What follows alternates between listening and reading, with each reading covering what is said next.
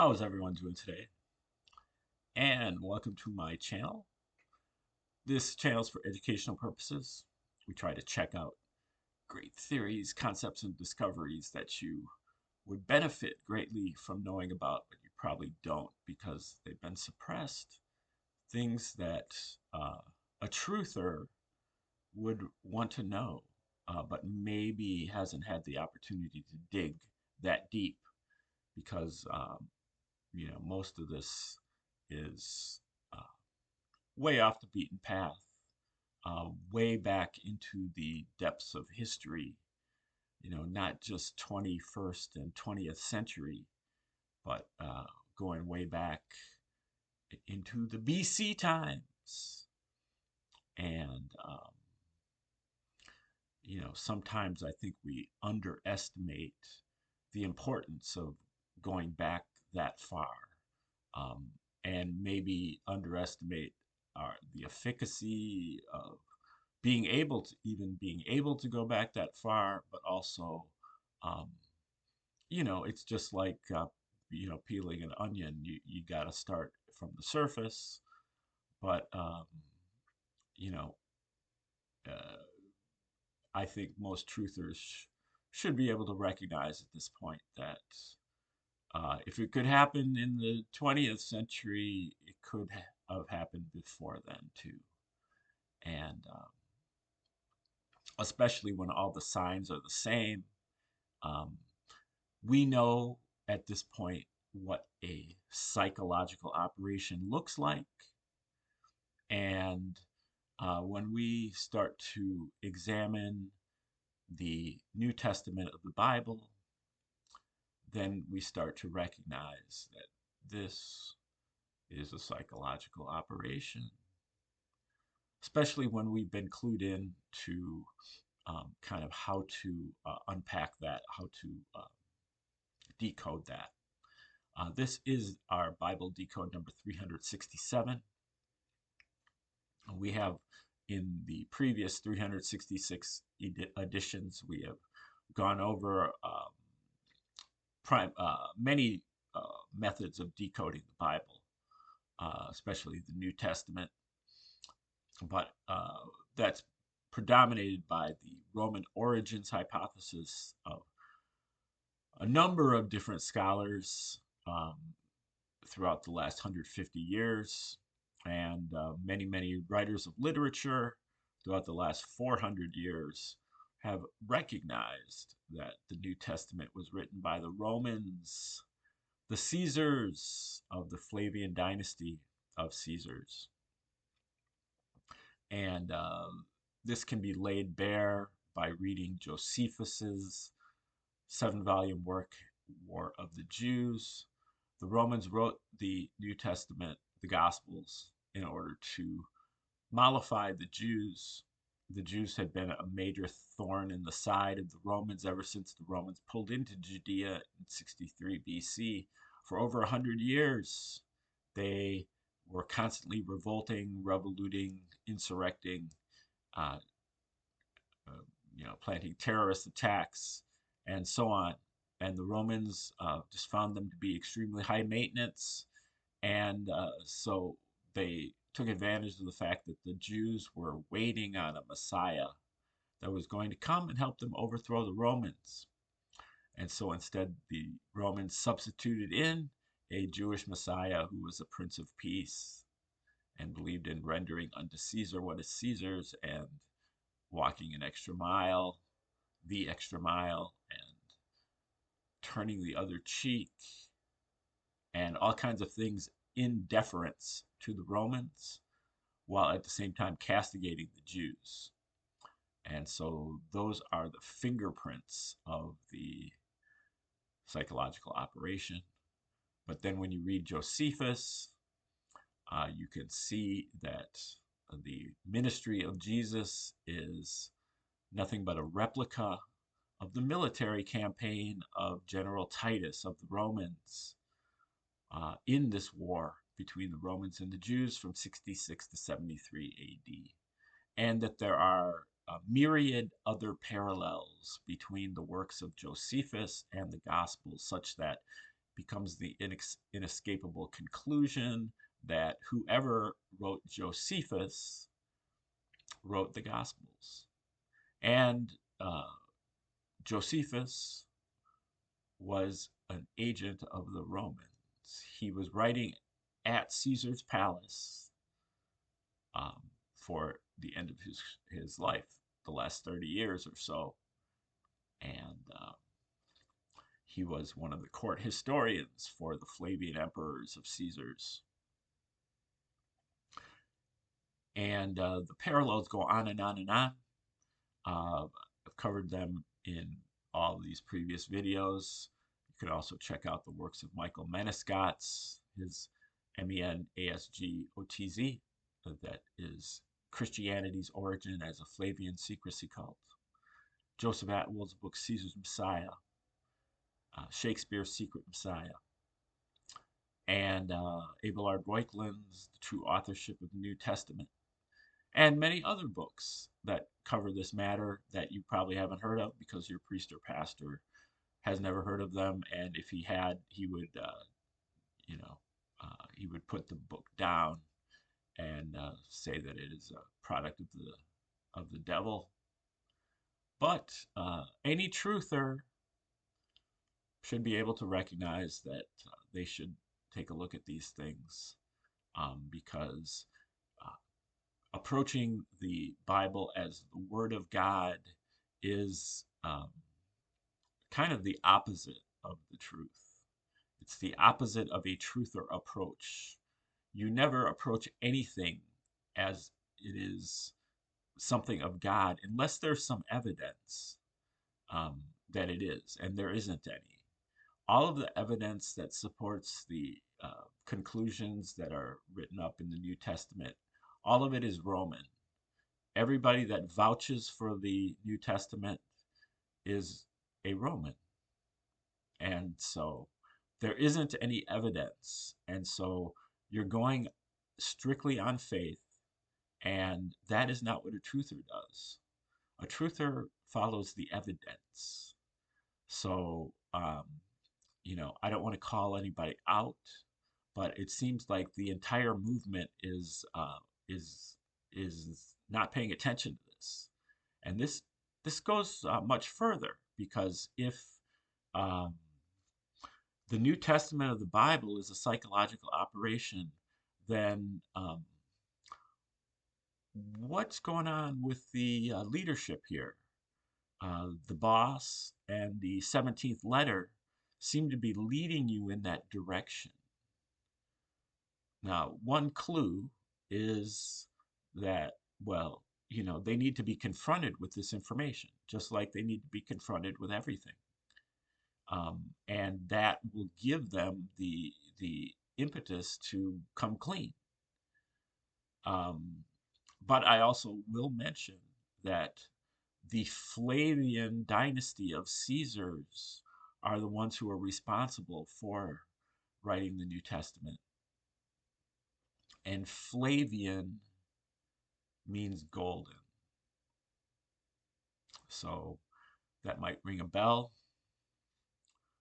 Now, what we're looking at today is a work from that dovetails very nicely with the Roman origins hypothesis, because what the Romans did in their Gospels is they threw in the kitchen sink. Everything that they knew about, they threw into the Gospels. Pagan mystery schools, heathen mythologies from all over the world, India, Egypt, Nordic, uh, Germanic, uh, Jewish, and then a heavy dose of um, astrology, a heavy dose of shamanism and alchemy, a lot of ancient Greek and Roman philosophy, especially Stoicism, also cynicism, a little bit of even science, and a lot of stuff coming from the Old Testament, the especially the Torah. And this author here named Kersey Graves um, goes into a lot of this in his book called 16 Crucified Saviors. And this book came out in 1876. And he looks at the heathen mythologies and how they were all relatively identical to the story of Jesus.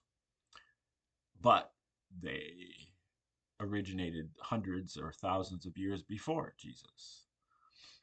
And so, like I said, the Romans put all of this stuff into the Gospels, and Graves is kind of examining some of the antecedents that came before the Gospels.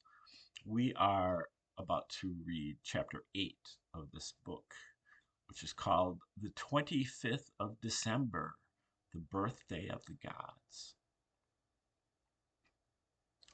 Divested of all explanation, the announcement of the fact that the time of the birth of many of the incarnated gods and saviors of antiquity was fixed at the same period, and this period, the 25th of December, celebrated all over Christendom as the birthday of Jesus Christ, would sound marvelously strange, especially when it is noticed that this period formerly dated the birth of a new year, the birth of King Saul, S-O-L.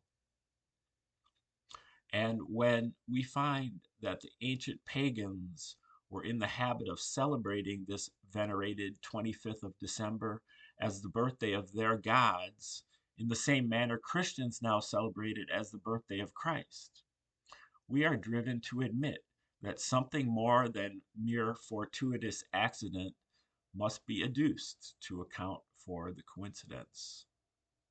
According to Dr. Lightfoot, the Temple of Jerusalem was employed in celebrating the birthday of a pagan god, Adonis, on the very night Christians assigned for the birth of Christ.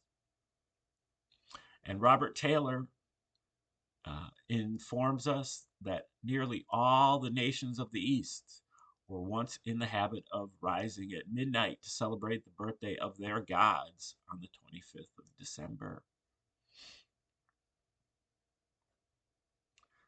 And to the statement, Godfrey Higgins adds that, quote, at the first moment after midnight of the 24th of December, the ancient nations celebrated the accouchement of the Queen of Heaven and Celestial Virgin and the birth of the god Saul, the infant Savior and the god of day. Bacchus of Egypt, Bacchus of Greece, Adonis of Greece, Krishna of India, Chanti of China, Chris of Chaldea, Mithra of Persia, Sakya of India, Yao Wapal of Britain, ancient Britain, were all born on the 25th of December, according to their respective histories. Krishna is represented to have been born at midnight on the 25th of the month Savarana, which answers to our December, and millions of his disciples celebrated his birthday by decorating their houses with garlands and gilt paper and the bestowment of presents to friends. The Reverend Mr. Barrett tells us, quote, it was once common for the women in Rome to perambulate the streets on the 25th of December, singing in a loud voice, unto us a child is born this day. The 25th of December is, then, it will be observed, it was marked as the birthday of the incarnated gods, saviors, and sons of God of many of the religious systems of antiquity, long prior to the birth of Christ. And why his birth was fixed at that date is not hard to account for. According to the celebrated Christian writer Mr. Goodrich, the Christian world had no chronology and recorded no dates for several centuries after the commencement of the Christian era. No event of their history was marked by dates for nearly 400 years. Hence, the time of Christ's birth is altogether a matter of conjecture, as is also every other event noticed in the Christian Bible. This is proved by the fact that the ablest Christian writers and chronologists differ to the extent of 3,500 years in fixing the time of every event in the Bible. Mr. Kennedy presents us with 300 different chronological systems by different Christian writers, all founded on the Bible, and proving that the date of its various events are inextricably involved in a labyrinth of doubt, darkness, and uncertainty. Relative to the time of Christ's birth, the Encyclopedia Britannica says, quote, Christians count 133 contrary opinions of different authors concerning the year the Messiah appeared on earth, many of them celebrated writers. Mark the declaration, 133 opinions as to the year Christ was born in. 133 different years fixed on by different Christian chronologists as the time of the birth of the most extraordinary and most noted being, as Christians would have us believe, that ever appeared on earth. Think of an omnipotent God descending from heaven, performing astounding miracles, and presenting other proofs of being a God, and yet not one of the 300 writers of that era take any notice of him or make any note of his birth or any event of his life. Like I said, there is no evidence of the existence of Jesus other than Roman. Josephus, Tacitus, Trajan, Pliny the Younger, and Suetonius are really the 5 Roman writers who corroborated the existence of Jesus. Other than that, you got the empty set. And so that should be an alarm for you truthers out there. If you keep talking about the Word of God and Jesus, this or that, you have departed from the path of truth. This circumstance is of itself sufficient to banish and dissipate all faith in his divinity. It is evident from the facts just presented that all systems of Christian chronology are founded on mere conjecture and hence should be rejected as worthless. What event of Christ's life, then, can be accepted as certain when no record was made of it till the time was forgotten, and none for at least half a century after the dawn of the Christian era? According to Dr. Lardner, when nearly all who witnessed it must have been dead. And this is just talking about what's in the Bible. Okay, even the stuff that's written in the Bible is not is stuff that was way after the fact, way after the time of the said events. Some scholars might tell you that the Pauline epistles were written in the 50s. That's still 20 years later, but that's very, I'd say, very tendentious that Paul was writing in the 50s. I would suggest that he was writing approximately 100 AD, 110 AD, and that is 70 years after the events. And it wasn't anybody whose name was Paul. It was Pliny the Younger. and this other guy named Justice Piso.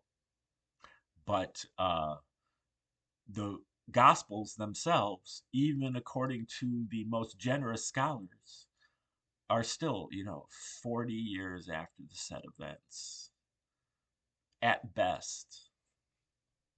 So, and that's even considering the circular reasoning of using the Bible to justify Christianity, you know.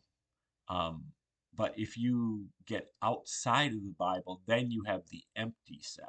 You have nothing. So even the Bible is bad proof of the existence of Jesus, but it's better than no proof at all. So um, we think the most reasonable conclusion in the case is that Christ, instead of performing those Munchausen prodigies attributed to him, such as casting out devils, raising the dead, controlling the elements of nature, etc., led such an ordinary, obscure life, excelling only in healing the sick and other noble deeds of charity and philanthropy, that he attracted but little notice by the higher classes or by anybody but those of a similar turn of mind till he was deified by Constantine in the year 325 AD. Um, well, this author is not um, aware of the Roman origins hypothesis, and so he's bending over backwards to pretend that Jesus actually existed, but just was never mentioned by anybody who was literate. But if you read Josephus and read it in conjunction with the Book of Luke, then the whole game becomes rather clear. So, hence the time of his birth was not recorded and was forgotten. Consequently, the 25th of December was selected as his birthday because it was the birthday of other gods, and because it was regarded by the heathen from time immemorial as the birthday of Saul, the glorious luminary of heaven, it being the period he is born again into a new year and commences again his journey and his life. And because also this epoch was, as Sharon Turner informs us in his History of the Anglo Saxons, the commencement of a new year up to the 10th century. These events signalized the 25th of December and made it a period of sufficient importance to lead the early Christians to suppose it must have been the birthday of their Messiah. Mosheim, however, confesses that the day or the year in which it happened has not been fixed with certainty, notwithstanding the profound researches of the learned. So that is still an open question as to when Christ was born. What day of the month, what year, or what century it took place in is still unknown. The circumstance is, as before suggested, sufficient of itself to utterly prostrate all faith in the divine claims for Jesus Christ. I would say not just the divine claims, but all claims. What would be thought of a witness who should testify in court to the truth of an occurrence of which he did not know the year, or even the century in which it took place, or who could come no nearer than 133 years in fixing or guessing at the time? Would the court accept such testimony? And that's the end of chapter 8. Chapter 9 is called Titles of the Saviors. And I believe that will be the topic for tomorrow. We'll at least, now I know that this is a long, very long, oh no, it's not so bad. Yeah, we'll get this started tomorrow. Titles of the Saviors. will be what we'll be reading tomorrow. When we come back, meanwhile, um, check into the Roman origins hypothesis. If you would like to be in pursuit of truth, as opposed to what's comfortable for you, as opposed to what you grew up with, as opposed to um, what you have an emotional attachment to. These are things that we all need to let go of. And um, once the veil is lifted, the house of cards collapses. There's pretty much nothing left. And I think that's where we're headed here. We're headed to a deist future. Um, Many of the founding fathers of this country were deists. They believed in one God, but that God is not the author of any books.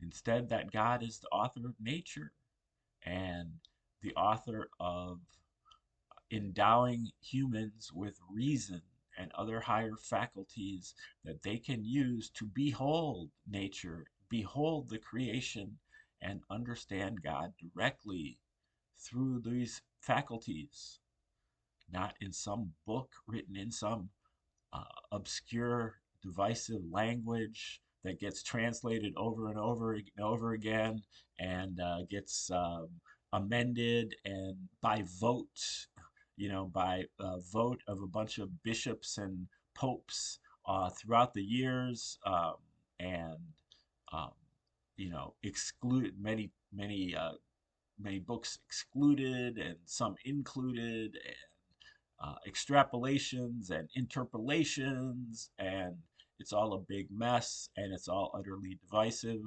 But the deist model, there is one God. I think that should be good enough for us, right? It was good enough for, George Washington and Thomas Jefferson and John Adams and James Madison and Thomas Paine and Benjamin Franklin and Ethan Allen and Thomas Young, um, and many, many other deists from the 17th and 18th century. And um, they were instrumental in founding this country. And so I think that is part of our legacy. And maybe um, we should be kind of letting go of that Christian part, which does not stand up to any type of scrutiny. Once you actually see it, then you can't unsee it. Okay, like, share, subscribe, and comment as you see fit. We will be returning tomorrow to look at Chapter 9, Titles of the Saviors. So please tune in tomorrow. Thanks for tuning in today, and have a wonderful day.